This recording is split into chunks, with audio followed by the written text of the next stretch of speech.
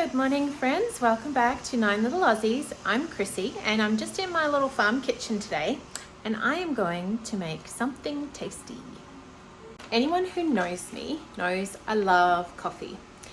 I love to have my morning coffee. I also love hot tea. English breakfast is probably my favorite, although I'll have an Earl Grey every once in a while. But I do love coffee. I am, however, a bit of a coffee snob. I'm pretty particular. My husband calls me a coffee snob. I like my coffee organic, brewed, espresso. At the moment, I'm using a AeroPress to make my coffee. Now, in an ideal world, I'd have a lovely little espresso machine. That's on my goal list, but for right now, I'm using an AeroPress, which works really nicely. It's very light and easy to transport. I can take it with me wherever I go. But that's what I use for my coffee. Now, part of my reasoning for being a bit of a coffee snob is health reasons, and I don't want all the nasty chemicals that go into coffee production. But I also, honestly, for my own personal health, I just can't handle coffee on a regular basis that isn't organic. My body reacts to it. So if I have one every once in a while that I buy in this, like from a coffee shop, that's okay. But if the coffee I drink every morning, if I have non-organic coffee over a long period of time, I start to get the shakes and I start to get heart palpitations. It must be something in the chemical processing of it, because if I have organic coffee, that doesn't happen. So anyway, that's what I drink for coffee. But this treat I'm going to make today is to go with my coffee. It is a homemade marshmallow that I love to have on top. Now, at the moment, I am unfortunately on a dairy-free, or pretty much like minimal dairy in my diet at the moment. Every time I had a baby, I had to go off dairy. I found that if I was on dairy, my babies would scream and cry with belly aches and not sleep and be fractious and awful. But the minute I went off dairy, they settled, they slept well.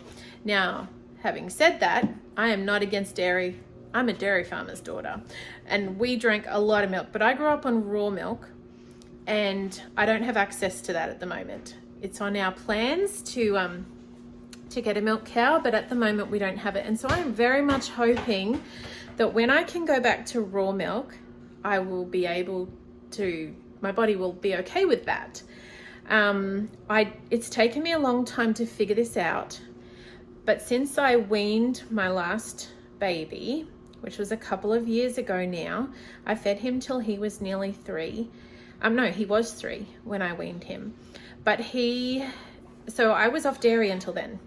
But when I weaned him, I went back on dairy. And over a period of time, I started getting lots of aches and pains. My knees, all my joints were giving me heaps of trouble. I felt like a 70-year-old woman. It was honestly ridiculous. And I was getting worried about it. I was like, what is going on? This should not be this way. So I had gone to chiropractors, trying to figure out why I was having back pain. I was having knee problems, hip problems, and I was gaining weight. And I was barely eating anything. Like, there was no logical reason why this should be happening that I could see. Anyway, I had this kind of aha moment a couple of months ago, and I thought, I wonder, because philosophically, I think from all my understanding, dairy is good.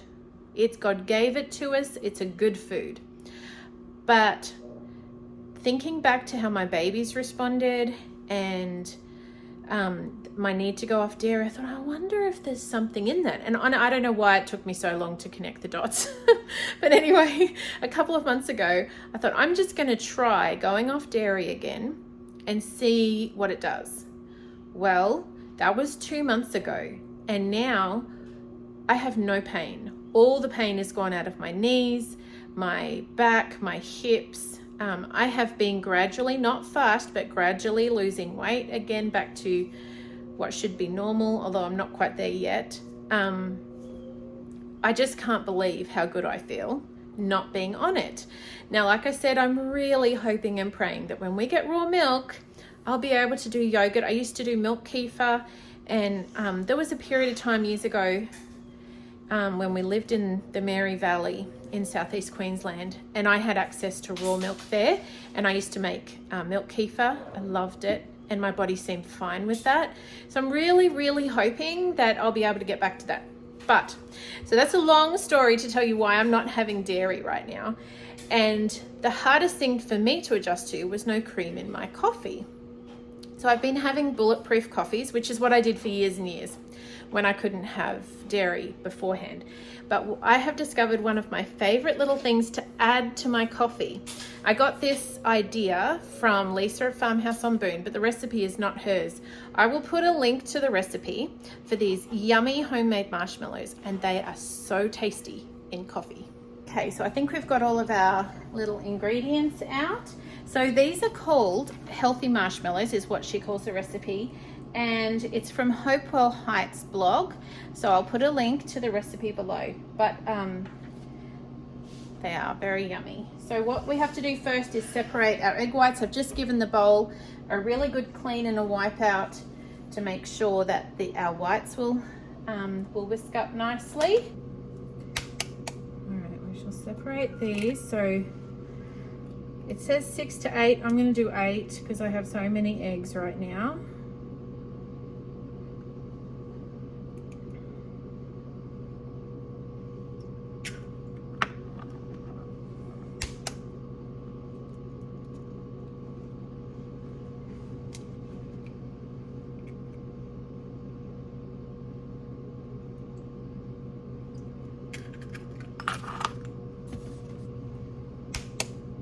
Okay, so we have our whites and eggs yolks separated. I'm going to save those and use them in something else, and we will whisk these. All right, I'm going to put those in there.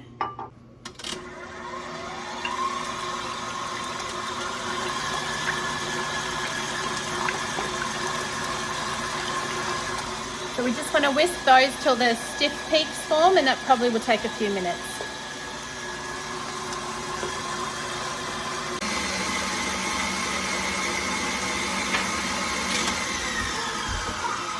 All right, I think that's about done. You can see it's really kind of fluffy and holding its own form.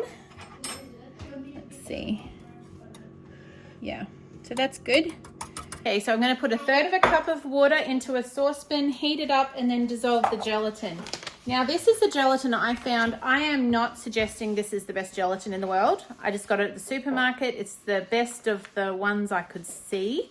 It says grass-fed, but a lot of times they say that, and that doesn't mean grass-finished. And I couldn't verify whether this is a great brand. If someone else knows, you can let me know.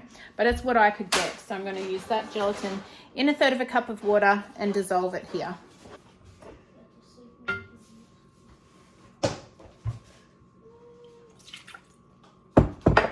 Put him on.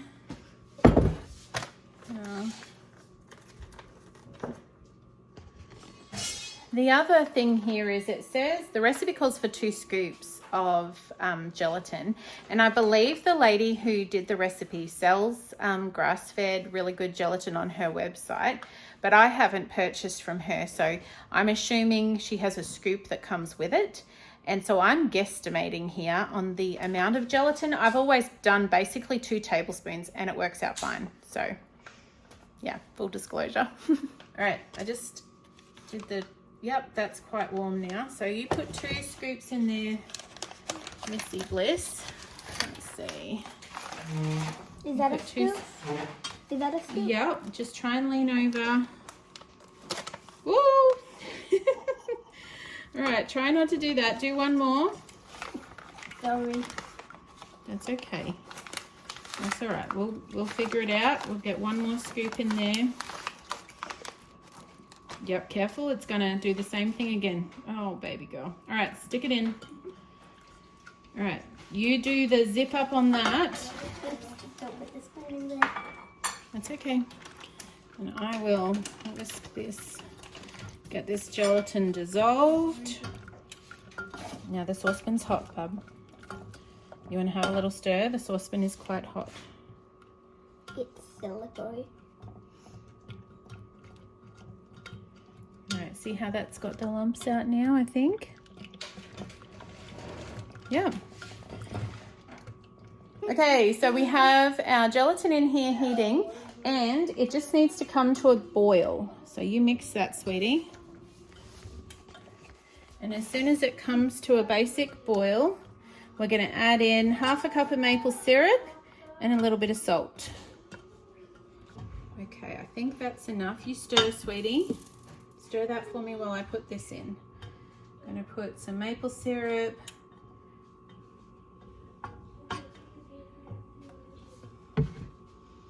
This is just the one from Sam's, an organic maple syrup from Sam's. All right. Half a teaspoon of salt. All right, so we're just going to mix that in. Actually, have to check. Usually, quite often, one of the boys makes this. So I haven't memorized this recipe. Let me see. You keep stirring. We have to bring it back to the boil and then take it off the heat. So bringing it to the boil at this point. Okay, you can see that that is boiling. It's bubbling away, so I'm going to take it off the heat now.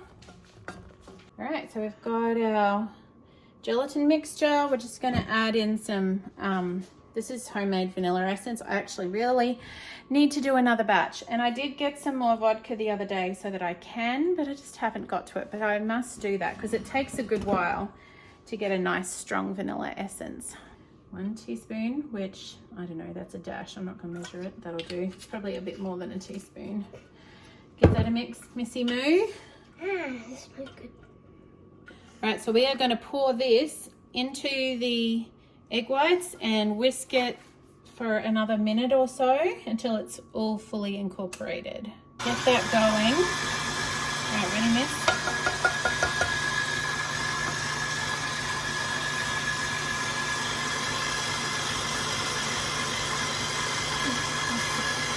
Oh, I can't see, sorry.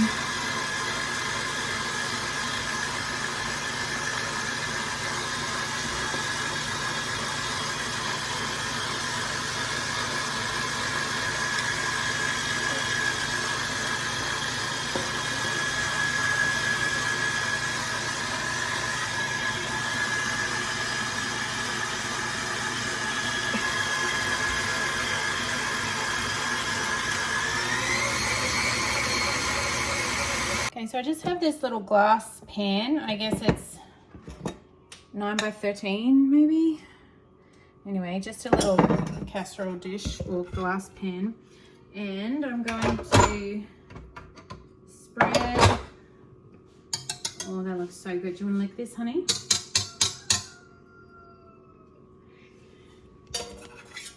You can lick it, see what it's like. Someone loves to cook. I don't know if it's for the sake of the cooking or the licking. All right, either way, I don't mind. All right, we're gonna scrape this marshmallow fluff into here. Look at that fluffy deliciousness. So fluffy and so delicious. And full of goodness. No high processed sugars. Just beautiful big fluffy marshmallows. I'm just going to spread that in with a spatula and pop it in the fridge. So that is going to go in the fridge. And one of the things I discovered when we moved here to America is I could not find marshmallows in Australia. I could not find marshmallows here without high fructose corn syrup. Now, I didn't go, there aren't any health food stores here, so maybe if I did that, I would find some, but I couldn't. So that's part of the reason why I went looking for these healthy marshmallows. But also this is even better than the store-bought ones in Australia because not only does it it doesn't even have sugar. It's just maple syrup, and it's got all that good gelatin in there. So definitely a win-win, this one. And they're pretty cinchy to make. So that's going to go in the fridge to set. And it will take a couple of hours at least to set nice and firm. And then I just cut it into squares, and the kids love it in their hot chocolates. I love it in my coffee. And we will sometimes just have it as a little snack too. It's really yummy. Okay, I'm just going to do a quick mayonnaise. All right, so I'm kind of just going to wing this a little and see how we go, because I've got these egg yolks and I don't want to waste them. So let's see how we go. I'm going to put these in here like that. So there's, what was there, 8 egg yolks? I'm going to just put a bit of, whoops, a couple of squeezes. I don't know, that may be too much. Dijon mustard and some lemon juice. Okay, I'm just going to put some juice these lemons.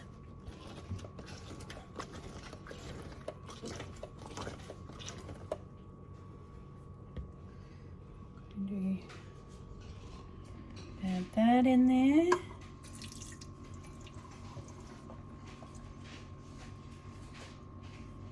Like that, and a bit of salt and a bit of pepper. Okay, a little shake of pepper. And a little pinch or 2 of good salt. I'll give that a mix. Now, I will say, back home I had a Thermomix, which I don't even know if you can get them here. And I had a blender, which I would do this in. So I don't have a blender here yet at this point in my kitchen, and I am just going to try it with a stand mixer. I'm just going to have to pour it in really slow, and hopefully that will work. Right, so we're going to mix that together, get that going. Might need to scrape down the sides, I think. Oh dear.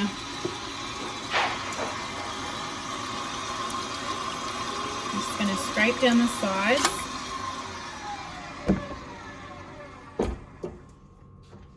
Got a bit of Dijon mustard caught on the edge there.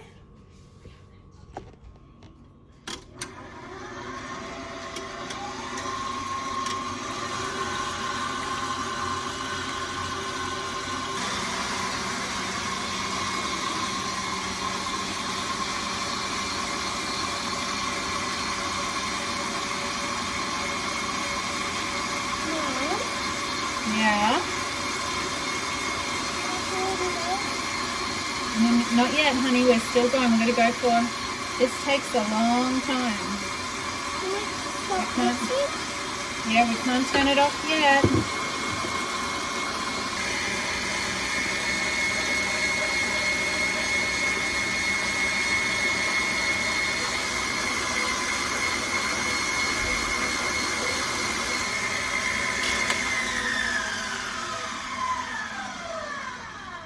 Okay, well, it seems to have emulsified just fine. So that is fun. Turns out I can make mayo in my stand mixer. Very happy to hear that. Now let's see how it tastes.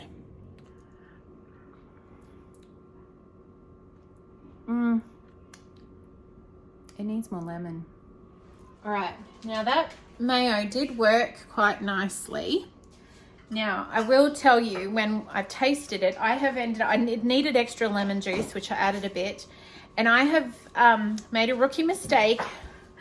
I bought this olive oil really is it says medium, but it's quite a strong taste. And so when you're making mayo, you don't want a strong olive oil because that taste really comes through in the mayo. So to me, that's the only thing that is a bit annoying about this, but it turned out well except for that. So I did add a teaspoon of honey just to kind of cut that real olive oily taste, which definitely helps. And I will pop this in this old jam jar that I kept, and we'll use this over the coming days. It'll be nice. It's not a hollandaise sauce, it is a mayo, but it'll be nice on eggs, I think, as a brekkie. And I might also make curried eggs with it, like egg salad. So that'll be nice. Okay, so that made one and a bit. One big jar, one small jar. And the main thing is I didn't waste the yolks, which that was what I was going for, just to find something I can do with the yolks. Hollandaise sauce is delicious as well. Eggs Benedict is one of our favorites, but just next time I will try not to use such a strong flavored olive oil. I knew better, but that's what I had, so it'll still be usable.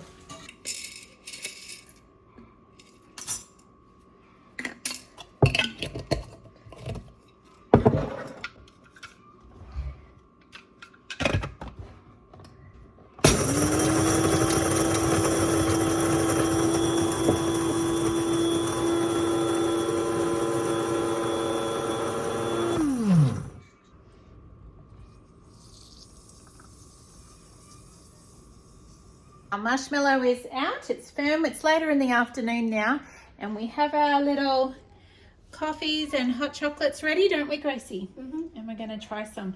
And you might notice that a little mouse has been in here. Was that you, was it? I didn't even know it was you, but it is quite common when this is in the fridge. Little fingers like to taste little snippets of it. Some pieces of this lovely fluffy. So I'm just slicing down and across, and it's not exactly the same consistency as a store-bought marshmallow. These are lighter and fluffier, honestly, and less kind of stretchy, but they are so yummy. All right, Gracie, you got yours, your mummy's. And we will get some marshmallow out so you can see this lovely marshmallow. You want to put that one in your hot chocolate. And you can have that, and Mummy will have this lovely, yummy, spongy deliciousness.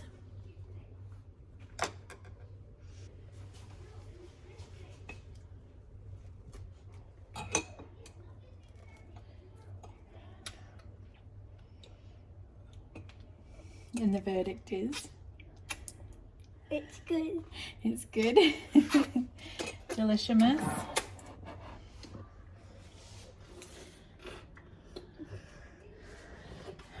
It really is delicious.